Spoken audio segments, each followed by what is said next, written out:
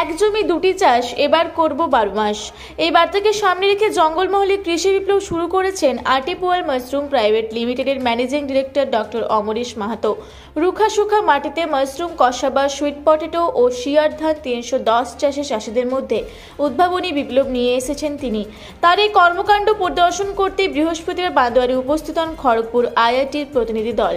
বান্দোয়ারে অবস্থিত এই আর্টিপোয়াল mushroom OPC private লিমিটেডের কার্যালয়ে উপস্থিত হন খড়গপুর আইআইটির এবিআইএফ এর TBI manager Dipanshu Tembari, MTS Shambhunath Bishui, ঈশানিয়ার। তিনজনের এই প্রতিনিধি দল চাষিদের সঙ্গে পরিচয় পর্ব সারেন এবং মাশরুম, কসাবা, সুইট পটেটো চাষ করে চাষিরা কতটা উপকৃত হচ্ছেন সেই বিষয়ে তাদের অভিজ্ঞতার কথা শোনেন। এদিন বেশ কিছু চাষিকে মাশরুমের বীজ তুলে দেওয়া হয়। তারপরে ফিল্ড ভিজিটে যান উক্ত প্রতিনিধি দল। বিকল্প চাষে উদ্ভাবনী বিপ্লব নিয়ে আসার জন্য ডক্টর অমরেশ মাহাতোর 5 টাকার আশ্বাস দেন তারা। দেখলাম এখানে যেখানে মহিলারা এগিয়ে এসেছে চাষ করার লক্ষ্যে, কি বলবেন তাদেরকে, এই বার্তা কি দিতে চান? নমস্কার, জোহার, জয়গ্রাম। আমাদের আজকে আমি ডক্টর অমরেশ মাহাতো, আর্টিপোয়াল mushroom OPC private limited managing director. আজকে আমাদের এই বান্দোয়ান মূল অফিসে একটা ঐতিহ্যপূর্ণ দিন নয়, এটা এক দিন এবং এটা আমরা গর্বিত, আনন্দিত যে বিশ্বমানের টেকনোলজির উদ্ভাবনী রিসার্চ ইনস্টিটিউটে আজ আমাদের বান্দোয়ান ওখানে পৌঁছেছেন খড়গপুর আইআইটি। আমাদের মুখ্য উদ্দেশ্যটা ছিল যে লড়াইটা আমি বিগত 5 বছর ধরে করে আসছিলাম, যে বিকল্প চাষ পদ্ধতির প্রযুক্তিকরণের মাধ্যমে মহিলাদের মাসিক রোজগারের লক্ষ্যে মাশরুম চাষ প্রকল্প, তারপরে এলো আমাদের কাসবা, সুইট পটেটো এবং শিয়ার ধান 310 সাথে সাথে।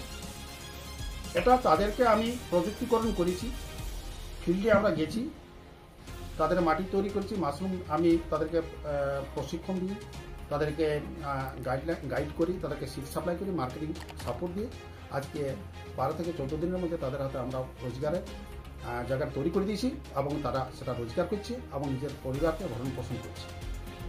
দ্বিতীয় নাম্বার যেটা হচ্ছে আমাদের যে টাইমটিকর গোড়াবাড়ি, যে অনুর্বর জমিগুলো জলের ভাবে অনিয়মিত বৃষ্টিপাতের ফলে যে চাষের উপর চাষিদের আস্থা হারাতে চলেছিল, সেই জায়গাতে বিকল্প অর্থনীতি আমরা নিয়ে এসেছি চাষ পদ্ধতিটাকে, সেটা হচ্ছে সুইট পটেটো এবং কাঁচাবা।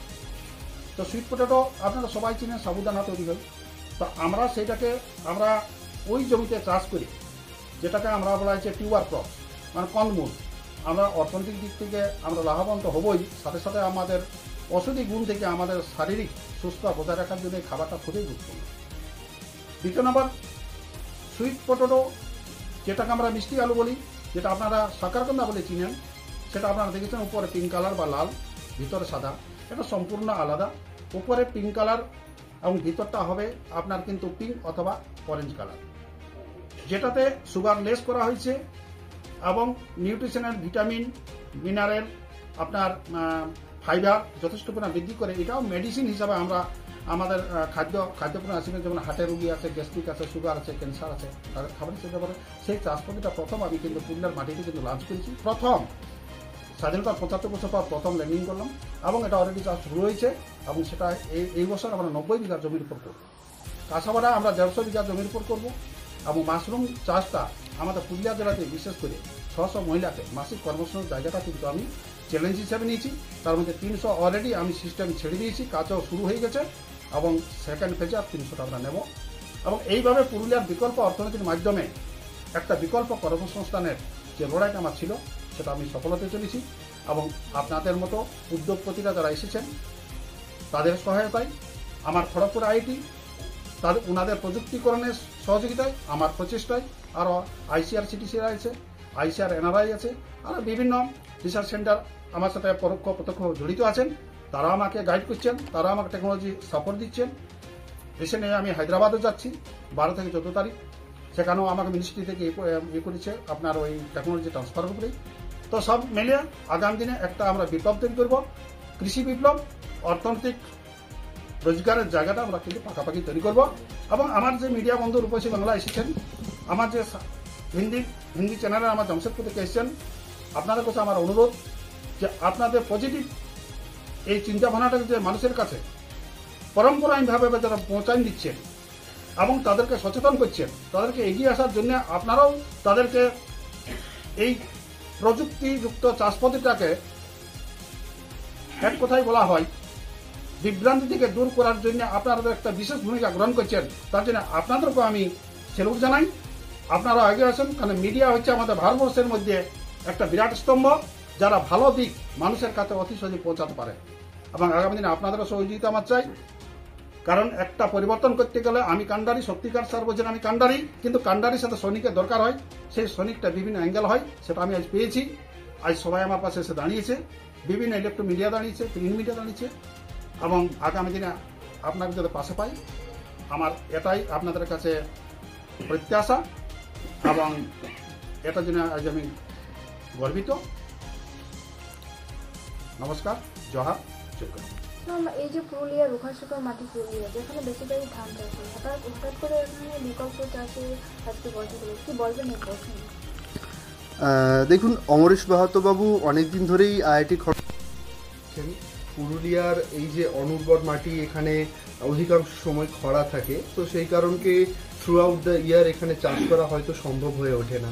কিন্তু উনি নিজের বুদ্ধি থেকে বা নিজে পড়াশোনা করে এইখানে একটা উনি বিকল্প পদ্ধতি বের করেছেন, যেখানে যে উনি একটা অন্য ফসলের চাষ করছেন, তার নিচে আবার মাশরুমের চাষ করে একসাথে দুটো ফসল।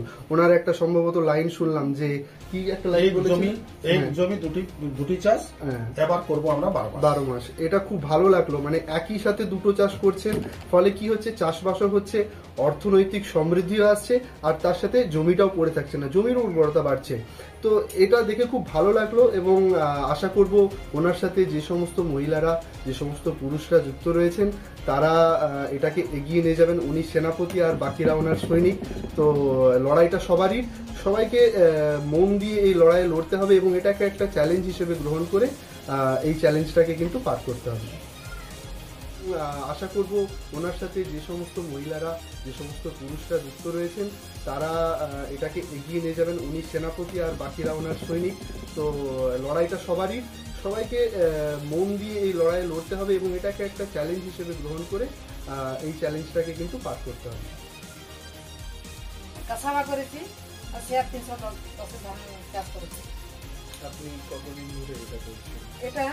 এটা হচ্ছে তা 9 মাস হয়ে। তো আপনি চাষাবাদ করেছেন, মাশরুম করেছেন, আর 310 ধানটা করেছেন। তো আপনার আগেও কি চাষবাসের সঙ্গে যুক্ত ছিলেন আপনার পরিবার? না, এই সকল চাষবাসে যুক্ত থাকে না, কিন্তু আগামী যে লক্ষ্য আমরা নতুন হতে চাইছি, স্যার গেছিলেন আমাদের, দুদিন গেছিলেন, এবং আমরা স্যারকে বিভিন্ন জায়গায় আমাদের যে ফাঁকা জায়গাগুলো পড়ে আছে মাঠ, সেইগুলোকে আমরা দেখিয়েছি, এবং সেই জায়গাগুলো দেখে স্যার খুশি আছে। আমরা আগামী দিনে প্রথম পর্যায়ে আমরা 50 জন মহিলা এবং চাষিদের চাষের সঙ্গে শসা বা মাশরুম আর সিড পটেটো এইগুলো চাষ করবো, আর তারপরে সেকেন্ড পেজে আরও 50 জন যুক্ত করবো। সেটা কাদের, পুরুষ না মহিলা? পুরুষ এবং মহিলা, মানে 100 জন। বান্দোয়ান থেকে নয়ন কুইরির রিপোর্ট, রূপসী বাংলা মিডিয়া।